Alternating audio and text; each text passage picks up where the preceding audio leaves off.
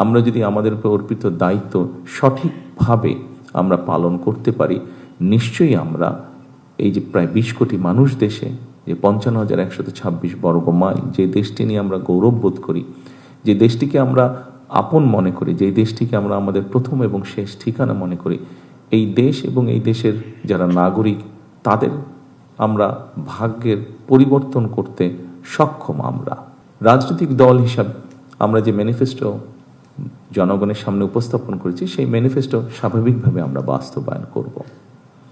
এবং একই সাথে পৃথিবীর যে কোনো গণতান্ত্রিক রাষ্ট্রে যখন একটি রাজনৈতিক দল যারা জয়লাভ করে, সরকার গঠন করে, তারা তাদের ম্যানিফেস্টো বাস্তবায়ন করে। তবে এই ম্যানিফেস্টোকে যদি আমাদের বাস্তবায়ন করতে হয়, খুব স্বাভাবিকভাবে আপনারা যারা প্রজাতন্ত্রের যারা কর্মকর্তা এবং কর্মচারীবৃন্দ, অবশ্যই আপনাদের সহযোগিতা প্রয়োজন। যেই বিষয়টিকে আমরা অ্যাড্রেস করতে চাই, যেভাবেই হোক, এই বিষয়টি আমাদের সকল ব্যবস্থাকে, সমাজের সকল ব্যবস্থা, রাষ্ট্রের সকল ব্যবস্থাকে অনেক পিছিয়ে দিয়েছে, অনেক ক্ষেত্রে ধ্বংসের দ্বার প্রান্তে নিয়ে গিয়েছে। সেটি হচ্ছে দুর্নীতি। একটি বিষয় আছে, যেই বিষয়টিকে আমাদেরকে অবশ্যই অ্যাড্রেস করতে হবে।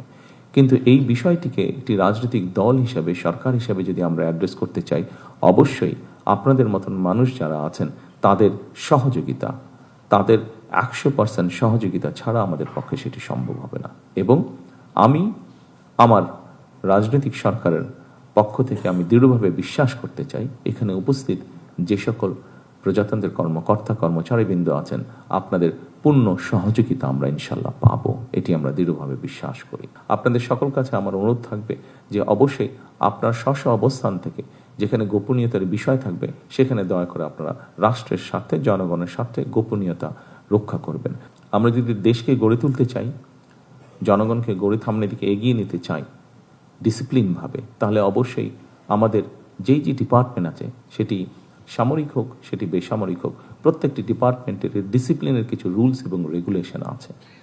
আমার প্রত্যাশা থাকবে আপনাদের কাছে সেই রুলস এবং রেগুলেশনগুলো ডিসিপ্লিনের ক্ষেত্রে আমরা কঠোরভাবে মেনে চলার চেষ্টা করব। স্ব অবস্থান থেকে সচেতন হই, অবস্থান থেকে যদি আমরা কাজ করি, অবশ্যই আমরা একটা অবদান রাখতে পারবো এই দেশ গঠনের, এই সমাজ গঠনে, এই রাষ্ট্র গঠনের। আসুন আমরা সকলে সেই রাষ্ট্রটিকে গড়ে তোলার চেষ্টা করি, দেশের মধ্যে সেই পরিস্থিতিটা তৈরি করার আমরা চেষ্টা করি সকলে মিলে, যেই পরিস্থিতিতে মানুষ স্বস্তি বোধ করবে। আমরা সেই রাষ্ট্রটিকে গড়ে তোলার চেষ্টা করি, যেই রাষ্ট্রটিকে ঘিরে বাংলাদেশের মানুষ আশার আলো দেখতে পাবে, যেখানে এগিয়ে যাওয়ার স্পৃহা, সাহস, উদ্দীপনা মানুষ পাবে।